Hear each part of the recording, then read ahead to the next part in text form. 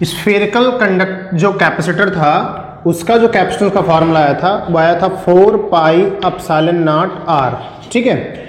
और जो हमारा पैरेलल प्लेट कैपेसिटर था जो हमारे बोर्ड एग्जाम्स के लिए इंपॉर्टेंट था उसका जो फॉर्मूला आया था वो आया था A epsilon naught upon D, जहां पर ए एरिया ऑफ द प्लेट था, डी जो था वो सेपरेशन बिटवीन द प्लेट्स था और एप्सिलॉन नॉट जो था वो परमिटिविटी ऑफ द मीडियम थी। कौन सा मीडियम? जो दोनों प्लेटें हुआ करती थी उसके बीच का जो मीडियम था उसकी परमिटिविटी थी कि उसकी परमिटिविटी कितनी है। अगर इसके बीच में कोई मीडियम भर दिया जाता, कोई चीज भर दी जाएगी तो ये एप्सिलॉन ना ही रह जाएगा, ये एप्सिलॉन नॉट नहीं रह जाएगा, ये एप्सिलॉन हो जाएगा, क्योंकि एप्सिलॉन नॉट का मतलब होता है स्पेस, फ्री स्पेस। और जैसे इस बीच बीच में कुछ भर दोगे, ठीक, कोई भी मटेरियल लाके भर दोगे तो तुरंत यहां पर ये एप्सिलॉन हो जाएगा। और एप्सिलॉन की वैल्यू आप लोग जानते हो कितनी होती है? एप्सिलॉन की वैल्यू होती है एप्सिलॉन नॉट टाइम्स के, जहां पर के क्या होता है? के होता है हमारा डाई इलेक्ट्रिक कांस्टेंट। ठीक, ये कहानी है हमारी जो आपको थोड़ा एडिशनल बताई हमने और थोड़ी सी कल की क्लास में। तो बच्चों गुड मॉर्निंग, कैसे हैं आप सब? हम लोग स्टार्ट कर रहे हैं पार्ट 9 आज की क्लास में। पार्ट 8 तक आप सबने देख लिया होगा, ठीक। और कल की क्लास में आप लोगों ने एक नई चीज स्टार्ट कर दी थी, पैरेलल प्लेट कैपेसिटर, और पैरेलल प्लेट कैपेसिटर को आज हम कंटिन्यू करना चाहते हैं। तो जल्दी से नोट्स लेकर बैठ जाइए और जो मैं पढ़ाता जा रहा हूं उसको समझते जाइए, दिमाग के अंदर उसकी एंट्री डालते जाइए और जो चीजें आपको लगता है कि आपके लिए यूजफुल है तो नोट करते जाइए। चलिए let's start the class today.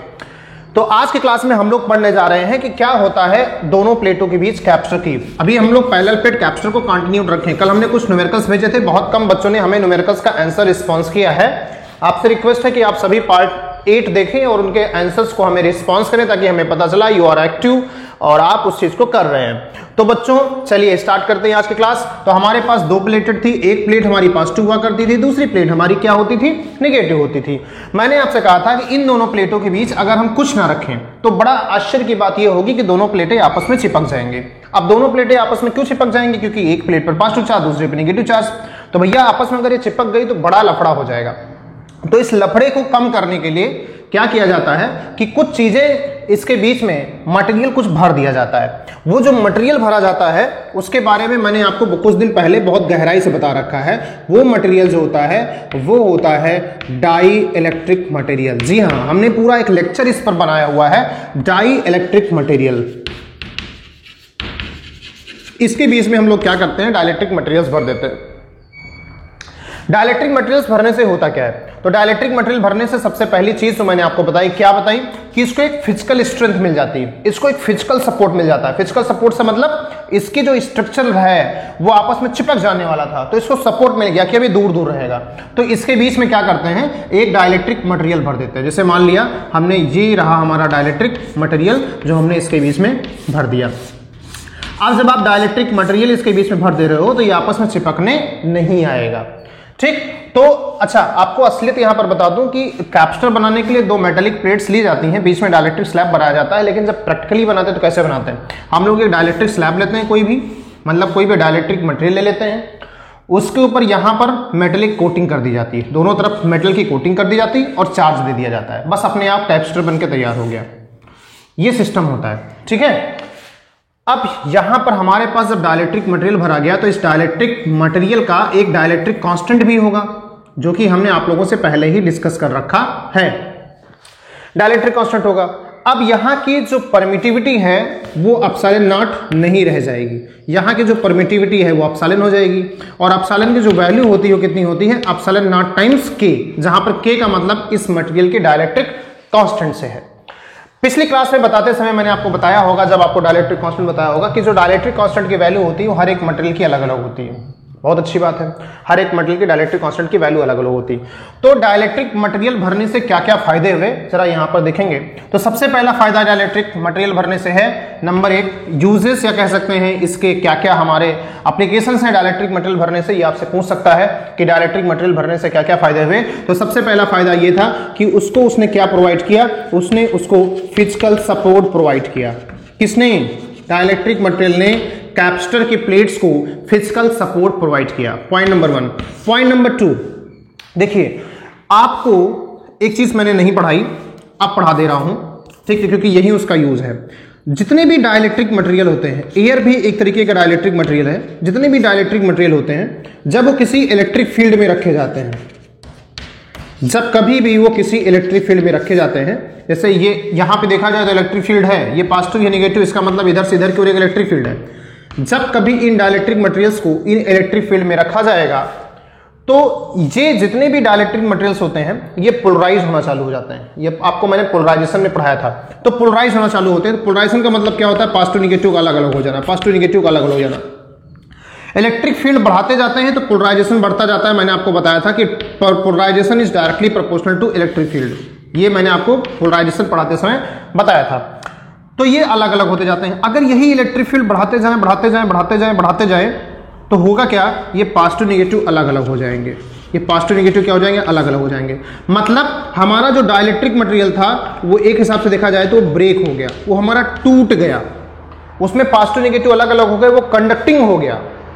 मतलब उसमें अब डाइलेक्ट्रिक की प्रॉपर्टी खत्म हो गई। तो कहने का मतलब ये होता है कि एक मैक्सिमम इलेक्ट्रिक फील्ड होती है जिसको हमारा डाइलेक्ट्रिक मटेरियल जो होता है वो बियर कर सकता है। उसके बाद अगर इलेक्ट्रिक फील्ड लगाई गई तो हमारा डाइलेक्ट्रिक मटेरियल ब्रेक हो जाएगा, और डाइलेक्ट्रिक मटेरियल ब्रेक हो गया तो इसका मतलब डाइलेक्ट्रिक मटेरियल बीच में खत्म हो गया। It is something like that.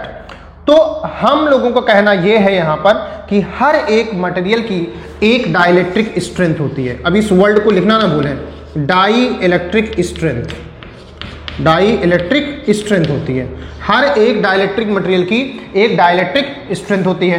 कभी आपसे कोई पूछ ले कि व्हाट इज डाइलेक्ट्रिक स्ट्रेंथ, तो आपको बहुत आसानी तरीके से समझाना है कि sir dielectric strength means the strength of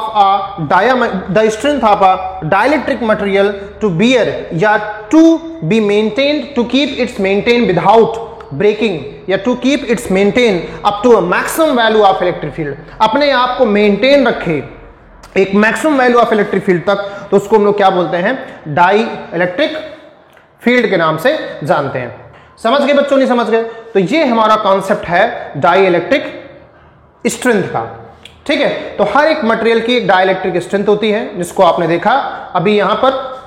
अब बारी आती है इस पॉइंट को समझने की कि अगर इसके बीच में एयर रहे, तो आपको जानकारी के लिए बता दूं, जो एयर की डाइलेक्ट्रिक स्ट्रेंथ है वो बहुत ही कम है। क्या है? बहुत ही कम है, very less, it is very less. ठीक, और वेरी लेस होने की वजह से इसके बीच में अगर एयर है उसमें हमने प्लेटों को चार्ज दे दिया। प्लेटों को जैसे चार्ज दोगे पोटेंशियल बढ़ेगा, पोटेंशियल बढ़ने के साथ इलेक्ट्रिक फील्ड बढ़ेगी, और इलेक्ट्रिक फील्ड जैसे बढ़ेगी एयर का पोलराइजेशन भी बढ़ेगा, क्योंकि पोलराइजेशन और इलेक्ट्रिक फील्ड दोनों प्रोपोर्शनल हैं। तो एयर क्या होगी? एयर के जो मॉलिक्यूल्स हैं वो ब्रेक हो जाएंगे और इसके बीच में कंडक्टिंग मीडियम बन जाएगा, और जैसे ही कंडक्टिंग मीडियम बनेगा पॉजिटिव नेगेटिव चार्ज मिल जाएंगे और मिलकर वो न्यूट्रलाइज हो जाएंगे, हमारा दिया गया चार्ज सारा बेकार हो जाएगा। तो इसलिए हम लोगों का दूसरा जो यूज है इसके बीच में डाइलेक्ट्रिक मटेरियल भरने का क्या है कि एयर हटाकर जब हम डाइलेक्ट्रिक मटेरियल भरते हैं तो डाइलेक्ट्रिक मटेरियल की जो डाइलेक्ट्रिक स्ट्रेंथ होती है वो ज्यादा होती है। इसका मतलब क्या हुआ? डाइलेक्ट्रिक स्ट्रेंथ ज्यादा होने से मतलब ये हुआ कि वो ज्यादा बड़ी इलेक्ट्रिक फील्ड को बर्दाश्त कर सकता है बिना ब्रेक हुए। बिना ब्रेक हुए वो ज्यादा बड़ी इलेक्ट्रिक फील्ड को बर्दाश्त कर सकता है। तो दूसरा हम इंपॉर्टेंट पॉइंट लिख सकते हैं क्या, कि ये बीच के मीडियम में क्या करता है? हाई स्ट्रेंथ होने की वजह से, हाई डाई इलेक्ट्रिक स्ट्रेंथ होने की वजह से ये बीच के मीडियम को आप कह सकते हैं कि बीच के मीडियम को ब्रेक होने से बचा लेता है। जो बीच का मीडियम है उसको ब्रेक होने से या आयोनाइज्ड हो जाने से बचा लेता है। ठीक, तो याद रखें जो यहां पर इंपॉर्टेंट चीज है वो क्या है कि जो एयर का डाइलेक्ट्रिक स्ट्रेंथ होता है वो कम होता है, बाकी मटेरियल्स का डाइलेक्ट्रिक स्ट्रेंथ ज्यादा होता है। इसलिए एयर जो होती है बहुत छोटी सी इलेक्ट्रिक फील्ड पर ही पोलराइज्ड हो जाती है, या कह सकते हैं कि ब्रेक हो जाती है। जबकि अगर कोई डाइलेक्ट्रिक मटेरियल भर दिया जाए किसी और चीज का एयर को छोड़कर, तो वो एक हाई इलेक्ट्रिक फील्ड तक अपने आप को मेंटेन रख पाता है, जिससे कि हमारा जो कैपेसिटर है वो कैपेसिटर बना रह सकता है। तो दूसरा यूजफुल तरीका हमारा यहां पर ये निकला। एक तीसरा पॉइंट है यहां पर डाइलेक्ट्रिक मटेरियल भरने से क्या होता है। तो आइए, तीसरा सबसे इंपॉर्टेंट है डाइलेक्ट्रिक मटेरियल भरने से क्या होता है। एनसीईआरटी में बहुत प्यारे प्यारे क्वेश्चन हैं इस टॉपिक के, उनको जरूर करें।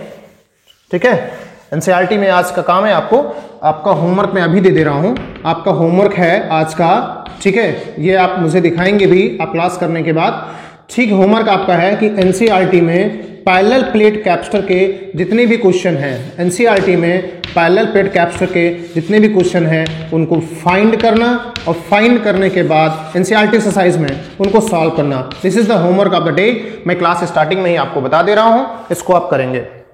तो write down your homework of the day. जुकाम हुआ, कोरोना नहीं, फिजिकल कोरोना हो भी जाएगा तो आप लोग सेफ हैं। ऑनलाइन क्लासेस का यही फायदा है, कहाँ हम कहाँ तुम, बहुत दूर दूर है हम। फिजिकल सपोर्ट मिलता है, हाई डाइलेक्ट्रिक स्ट्रेंथ होने की वजह से उनके बीच जो आयोनाइजेशन होता है वो नहीं हो पाता है, जिससे हमारा जो कैपेसिटर है वो मेंटेन रहता है। And the third and important, very important point क्या है, हम सभी जानते हैं, ये थोड़ा सा एक डेरिवेशन टाइप का हो सकता है, ठीक। हम सभी जानते हैं, हम सब क्या जानते हैं कि अगर, ठीक है, अब यहाँ पे आप चाहें तो थर्ड पॉइंट को एक डेरिवेशन के तरीके से भर लीजिए। आप यहाँ पर एक हेडिंग डाल लीजिएगा, हेडिंग डालने के बाद जो रिजल्ट आएगा उसको पॉइंट नंबर 3 में लिख लेंगे, ठीक है। एक हेडिंग डाल लीजिएगा कि कैपेसिटेंस, ये एक हेडिंग है, कैपेसिटेंस ऑफ कैपेसिटर या PPC fully filled by dielectric material. मतलब एक पीपीसी है, पैरेलल प्लेट कैपेसिटर है, उसका कैपेसिटेंस कितना हो जाएगा अगर उसको फुली फिल कर दिया जाए बाय अ डाइलेक्ट्रिक मटेरियल।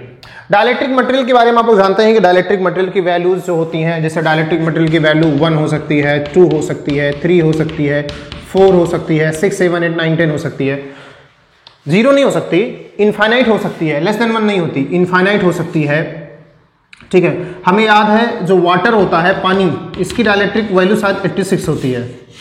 पानी, वाटर की जो डाइलेक्ट्रिक कांस्टेंट की वैल्यू होती है 86 होती है। सोचो कितनी ज्यादा होती होगी डाइलेक्ट्रिक कांस्टेंट की वैल्यू। मतलब एयर की वैल्यू होती है 1। मतलब अगर एयर की जगह पर अगर वाटर को डाइलेक्ट्रिक मटेरियल बनाकर इसके बीच में भर दिया जाए तो जो इसकी स्ट्रेंथ है वो 86 टाइम्स हो जाएगी। इसकी जो स्ट्रेंथ है डाइलेक्ट्रिक की वो 86 टाइम्स हो जाएगी। ऐसे बहुत सारे मटेरियल्स हैं जिनकी डाइलेक्ट्रिक स्ट्रेंथ बहुत अच्छी अच्छी होती है, ठीक। तो कैपेसिटेंस निकालने जा रहे हैं। हम सभी जानते हैं कि अगर हमारे पास एक कैपेसिटेंस हो जिसके बीच में एयर हो, उसका फॉर्मूला क्या होता है, एयर वाले के बीच, जिसको बोलते हैं हम लोग एयर वाला कैपेसिटेंस, ठीक है। तो एयर वाला जो कैपेसिटेंस होता है उसका फॉर्मूला होता है A epsilon naught upon D, equation number 1। लेकिन अगर इसी के बीच में when dielectric slab is filled, ऐसे लिख लीजिए, when dielectric slab is inserted, dielectric slab जब इंसर्ट किया गया तो जो कैपेसिटेंस हो जाएगा उसको हम C नॉट नहीं लिख रहे हैं क्योंकि not is representing the free space, तो यहां पे हम C लिख रहे हैं। तो C की जो वैल्यू हो जाएगी वो हो जाएगी A epsilon upon D। Y naught is removed, यहां से भी रिमूव किया तो यहां से रिमूव कर दिया क्योंकि फ्री स्पेस अब नहीं है। डाइलेक्ट्रिक कांस्टेंट फिल कर दिया गया, जहां पर आप सभी जानते हैं, क्या जानते हैं आप सभी कि जो एप्सिलॉन है उसकी वैल्यू होती है एप्सिलॉन नॉट टाइम्स के, या फर्स्ट चैप्टर के सेकंड लेक्चर से पढ़ते आ रहे हैं, एप्सिलॉन नॉट टाइम्स के। तो अगर यहां पर इसकी वैल्यू रखी जाए तो यहां से हो जाएगा A epsilon not K upon D, epsilon not A epsilon not K upon D, ये इसकी वैल्यू हो जाएगी। इसको देखकर आपके दिमाग में कोई बात आती है क्या कि ये A epsilon naught upon D लिखा हुआ है। असल में ये थी क्या, ये थी C नॉट। मतलब अब जो कैपेसिटेंस है, पहले जो कैपेसिटेंस था उसका K गुना हो गया। अरे वाह, मतलब कैपेसिटी बढ़ गई, तो गजब की चीज है। मतलब कहने का ये हुआ कि एक कैपेसिटर जिसकी कैपेसिटी 10 फैरेड थी, अगर उसमें K डाइलेक्ट्रिक स्लैब भर दिया गया, मतलब पहले जो था एयर क्वायर्ड था, उसके बीच में एयर थी, और जब उसमें एक डाइलेक्ट्रिक स्लैब भर दिया गया जिसके डाइलेक्ट्रिक कांस्टेंट की वैल्यू K है, तो उसकी जो कैपेसिटी होगी वो 10K फैरेड हो जाएगी। और कहीं वाटर जैसा मटेरियल भर दिया गया तो 10 इंटू 86 फैरेड, मतलब 860 फैरेड हो जाएगी। मतलब कितनी गुना हो जाएगी। कहने का मतलब ये निकला, पहली बात तो यहां से दो चीज आपको पता चल गई, एक ही रिलेशन पता चल गया, दो फॉर्मूले इंपॉर्टेंट पता चले जो आपके न्यूमेरिकल में काम आएंगे। अब अगर आपके पास कहीं भी डाइलेक्ट्रिक स्लैब भरा वाला क्वेश्चन दिया जाएगा तो उसमें आप ये फॉर्मूला लगाएंगे, ठीक है। तो यहां से देखिए अब तीसरा इंपॉर्टेंट पॉइंट हमें जो पता चला वो ये पता चला कि डाइलेक्ट्रिक स्लैब भर देने से जो कैपेसिटेंस होता है वो K टाइम्स हो जाता है, जहां पर K क्या है, डाइलेक्ट्रिक स्लैब की डाइलेक्ट्रिक कांस्टेंट की वैल्यू है फॉर दैट डाइलेक्ट्रिक मटेरियल।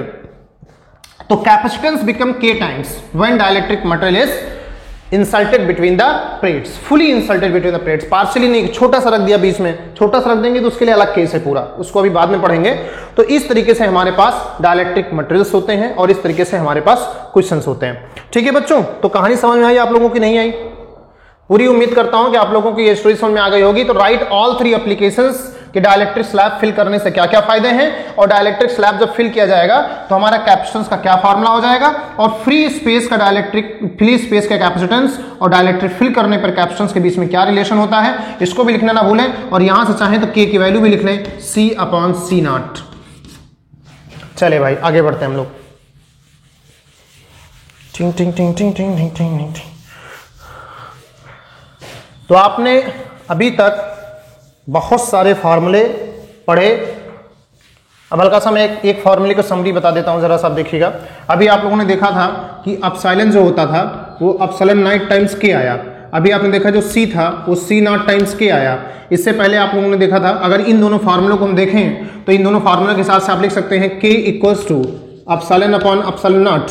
इस फॉर्मूले से अगर आप लिखें तो लिख सकते हैं K इक्वल्स टू C/C0।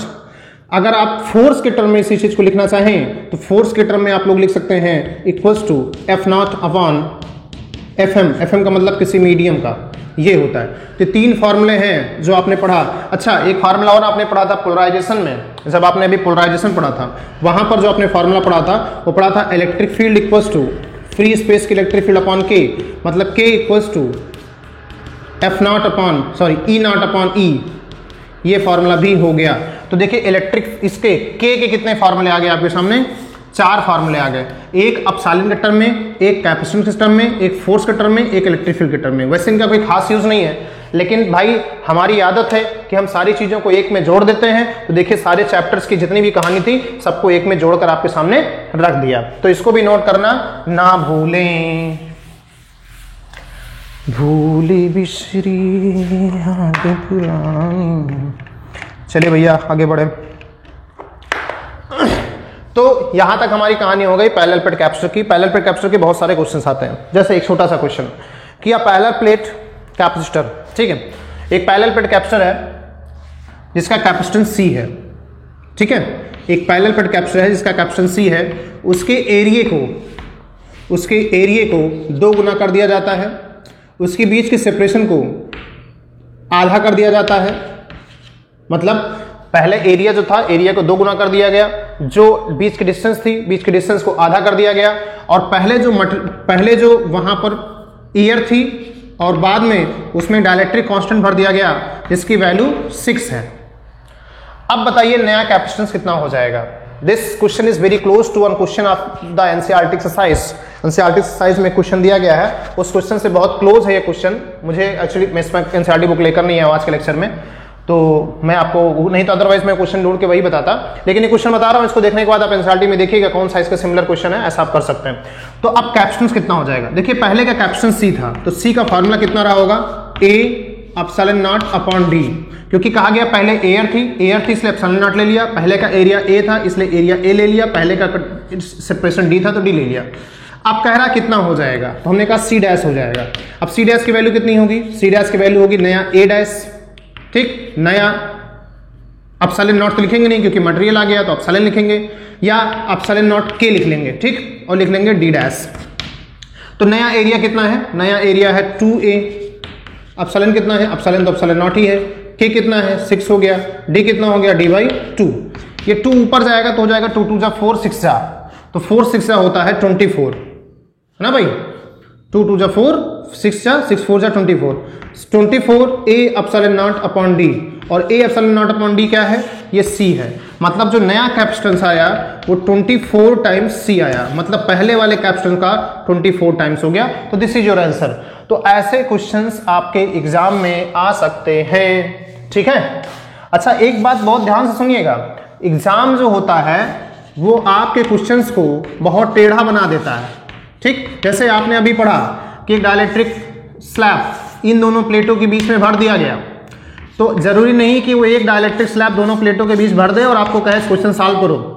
वो इस प्लेट के बीच में एक बढ़िया तरीकों के डाइलेक्ट्रिक स्लैब भर सकता है। तो वो सारे सिस्टम मतलब कहो तो ऐसे भर दे, आधा भर दे ऊपर एक अलग मटेरियल का, नीचे भर दे किसी दूसरे मटेरियल का, कहो ऐसे 20 से कर दे, इधर भर दे एक दूसरे का, इधर भर दे दूसरे का, तो ऐसे खुराफात बोर्ड एग्जाम करता रहता है। तो be ready for such questions, ऐसे क्वेश्चन के लिए रेडी रहिए। लेकिन ऐसे क्वेश्चंस मैं कराऊंगा, चिंता मत करिएगा, अभी यहीं क्लास में कराऊंगा। अभी टॉपिक मुझे पढ़ाना है, उस टॉपिक के बाद करा पाऊंगा, ठीक है। तो भाई आज का बोर्ड जो है हल्का सा व्हाइट दिख रहा है, काफी लाइट आ रही कहीं से, इसका मतलब आने दीजिए। अच्छा तो दिख रहा है यार, है ना, पढ़ने में आ रहा ना आप लोगों को, बस और क्या चाहिए यार, पढ़ाई लिखाई चलती रहे बस। मैं लिख रहा हूँ ग्रीन पर, यहाँ आ रहा है एकदम लाइट ग्रीन चमकदार, तो कहीं से लाइट आ रही है, देख लूँ मैं जरा। भूली बिसरी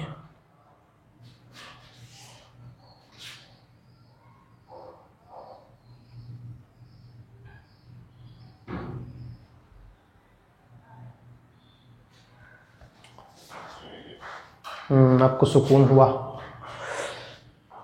चलिए भैया फिर आगे बढ़ते हैं। अब हम एक केस पढ़ने जा रहे हैं। आपका काम जो होमवर्क का है उसे आप बिल्कुल ना छोड़ें। देखिए आप पढ़ाई कर रहे हैं तो इस उद्देश्य से पढ़ाई मत करें कि हमने वीडियो देख लिया, हमने लेक्चर देख लिया, सुन लिया, बात खत्म।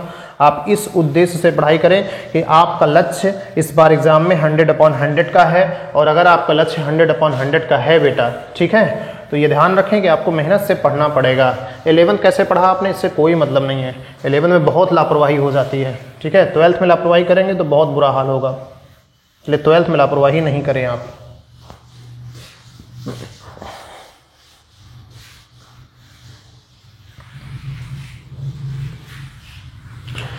चलिए अब देखिए एक केस पढ़ने जा रहे हैं।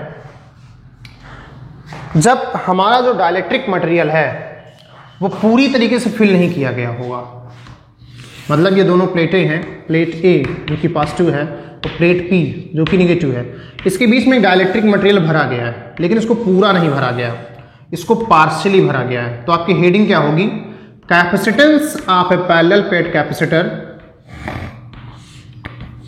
Capacitance of a parallel plate capacitor when a dielectric material is partially filled in it. जब उसके बीच में एक डाइलेक्ट्रिक मटेरियल पार्शियली फिल्ड किया गया, इसकी थिकनेस हम मान लेते हैं टी थी और पूरी थिकनेस जो थी वो डी थी as it is, area of the plate A था। अब कितना कैपेसिटेंस हो जाएगा, आप सबको पता है। इस क्वेश्चन को करने के लिए एक लंबे प्रोसेस से हमें गुजरना पड़ेगा। देखिए हमको निकालना है कैपेसिटेंस, तो आपको हम बताएं, फिर से वही स्टार्टिंग करते हैं जैसे कि सबसे पहले कैपेसिटर का फार्मूला निकाला था। हमको निकालना है कैपेसिटेंस। कैपेसिटेंस निकालने के लिए हमको निकालना पड़ेगा पोटेंशियल, पोटेंशियल निकालने के लिए हमको निकालना पड़ेगा इलेक्ट्रिक फील्ड। और इलेक्ट्रिक फील्ड यहाँ होंगे दो प्रकार की, एक उस जगह की इलेक्ट्रिक फील्ड होगी जो फ्री स्पेस है, मतलब जिसको हम E0 लिख सकते हैं, और एक उस जगह की इलेक्ट्रिक फील्ड होगी जहां पे डाइलेक्ट्रिक कांस्टेंट भरा हुआ है। मतलब मेरे कहने का यह है कि एक इलेक्ट्रिक फील्ड इन दोनों रीजन में होगी फ्री स्पेस में, और एक इलेक्ट्रिक फील्ड इसके अंदर होगी जिसकी वैल्यू हम लोग लिख लेते हैं E। और इन दोनों के बीच रिलेशन आपको पता है, अभी अभी मैंने बताया है कि जो अंदर की इलेक्ट्रिक फील्ड होती है, मतलब E जो होती है वो होती है E0/K, जो बाहर की फील्ड होती है उसका अपॉन K होती है। ये मैंने जब आपको डाइलेक्ट्रिक मटेरियल्स पढ़ाया है तो उसमें मैंने ये चीज आपको बता रखी है, ठीक है, तो इसलिए कंफ्यूज होने की जरूरत नहीं है। तो यहां पर दो इलेक्ट्रिक फील्ड है, एक बाहरी रीजन में है और एक है अंदर वाले रीजन में। तो बाहरी रीजन का मतलब E0 जो है ये कितने में है, ये D-T में है, और जो E है वो कितने में है, वो है केवल T में, ठीक है, कितने में है, T में है। तो चलिए भैया करने की कोशिश करते हैं, यही हमारा स्टेप है। हम इलेक्ट्रिक फील्ड निकालेंगे, इलेक्ट्रिक फील्ड से पोटेंशियल निकालेंगे, पोटेंशियल से कैपेसिटेंस निकाल देंगे। तो हमारे देखिए होगा क्या, ये पॉजिटिव है तो यहां पर आ जाएगा नेगेटिव, और ये नेगेटिव है तो यहां पे आ जाएगा पॉजिटिव। मतलब ये जो डाइलेक्ट्रिक स्लैब है ना, इसमें भी पॉजिटिव निगेटिव आ जाएगा। आपको पता है डाइलेक्ट्रिक मटेरियल जब कहीं रखा जाता है तो पोलराइज हो जाता है। तो पॉजिटिव निगेटिव मतलब एक तरीके से देखा जाए तो सीरीज में दो बैटरियां जैसे नहीं होती वैसे है। सीरीज में बैटरियां कैसे जोड़ते हैं? ऐसे तो जोड़ते हैं, 10th में पढ़ के आए हो। ऐसे देखो, पॉजिटिव निगेटिव कुछ ऐसा बन गया। तो अगर एक बैटरी का वोल्टेज V1 है, दूसरी बैटरी का वोल्टेज V2 है, तो दोनों का वोल्टेज कितना हो जाता है? V1 plus V2। अगर दोनों ऐसे जुड़ी हुई है पॉजिटिव निगेटिव तो V1 प्लस V2 हो जाएगा। और एक कहीं ऐसे जुड़ी होती पॉजिटिव निगेटिव पॉजिटिव, तो ये हो जाता है V1 माइनस V2। तो ये बिहेव ऐसे करेगा जैसे दो बैटरियां हों, एक बैटरी दो बैटरी ऐसे बिहेव कर रहा है। तो कहने का मतलब हमारा जो नेट पोटेंशियल होगा इसका वो दो बैटरियों के तरीके से होगा। एक तो फ्री स्पेस वाला पोटेंशियल और एक दूसरा नॉन फ्री स्पेस वाला पोटेंशियल, मतलब डाइलेक्ट्रिक स्लैब वाला पोटेंशियल। मतलब दोनों प्लेटों के बीच का जो टोटल पोटेंशियल होगा, एक पोटेंशियल होगा जो फ्री स्पेस का है और दूसरा पोटेंशियल होगा जो बीच के डाइलेक्ट्रिक स्लैब का है। तो हम मान लेते हैं ये हमारा फ्री स्पेस वाला है और ये हमारा डाइलेक्ट्रिक स्लैब वाला है। तो पोटेंशियल का फॉर्मूला इलेक्ट्रिक फील्ड के टर्म में क्या होता है? इलेक्ट्रिक फील्ड इक्वल टू होता है पोटेंशियल अपॉन डिस्टेंस। ठीक है, electric field equal to potential upon distance. तो फ्री स्पेस की जो इलेक्ट्रिक फील्ड वो कितनी है? वो है E0, और बीच की जो डिस्टेंस है फ्री स्पेस की वो कितनी है? E0 के लिए मैंने देखो डिस्टेंस ले रखी है D माइनस टी है। तो अपॉन में नहीं जाएगा, V equal to E into D होगा। तो ये होगा इंटू में D माइनस टी, फिर प्लस VD का मतलब हो गया डाइलेक्ट्रिक मटेरियल वाला पोटेंशियल। तो डाइलेक्ट्रिक पोटेंशियल वाला वो भी ऐसे ही होगा E इंटू डी। तो वहां की जो इलेक्ट्रिक फील्ड है वो है E और वहां की डिस्टेंस कितनी है? T। तो हमारा जो पोटेंशियल का फॉर्मूला बना, बहुत ध्यान से देखिएगा, पोटेंशियल का जो फॉर्मूला बना वो बना E0 D minus T plus E into T. बोलो भाई ये कॉन्सेप्ट समझ में आया कि नहीं आया? एक बार फिर से समझाऊं क्या? जरूरत होगी तो बता दीजिएगा। देखिए हमने कुछ नहीं किया है, हमने सिर्फ इतना निकाला है। हमारा ये देखना था कि हमारे पास दो इलेक्ट्रिक फील्ड थी, एक इलेक्ट्रिक फील्ड थी टी डिस्टेंस में, एक इलेक्ट्रिक फील्ड थी डी माइनस टी में। तो हमको इलेक्ट्रिक फील्ड से पोटेंशियल में जाना था। तो इलेक्ट्रिक फील्ड और पोटेंशियल के बीच जो रिश्ता होता है वो होता है E equal to V by D मतलब डिस्टेंस। तो पोटेंशियल का फॉर्मूला क्या हो जाएगा? Electric field into distance. तो यहां पर दो तरीके के पोटेंशियल है, दो तरीके के इलेक्ट्रिक फील्ड है। तो एक पोटेंशियल को हमने मान लिया V0 और एक पोटेंशियल को मान लिया VD। V0 जो है वो E0 वाला था और VD जो है वो E वाला था, इसके अंदर वाला। D का मतलब डाइलेक्ट्रिक स्लैब वाला, तो ये E हो गई। अब V equal to E into D है, मतलब पोटेंशियल की जगह पे लिख सकते हैं इलेक्ट्रिक फील्ड इंटू डिस्टेंस। तो जो पहली वाली इलेक्ट्रिक फील्ड है वो D माइनस टी डिस्टेंस में है, तो E0 into D minus T. और दूसरी वाली जो फील्ड है वो हमारी E इंटू टी में हो गई। तो ये हमारे पास एक एक्सप्रेशन बनकर आ गया। अच्छा, हम यहां पे चाहे तो चीज और लिख सकते हैं जो मैंने यहां पे लिख रखी है, E0 D minus T plus E मतलब इलेक्ट्रिक फील्ड कितनी है यहां पर? E0 T बाई के या E0 बाई के लिख सकते हैं। ये चीज हमारे पास आ गई। अगर आप चाहें यहां से तो आप E0 कॉमन ले सकते हैं क्योंकि E0 दोनों जगह पर आ गई है, इसीलिए मैंने लिखा भी है कि D minus T plus T by के हो गया।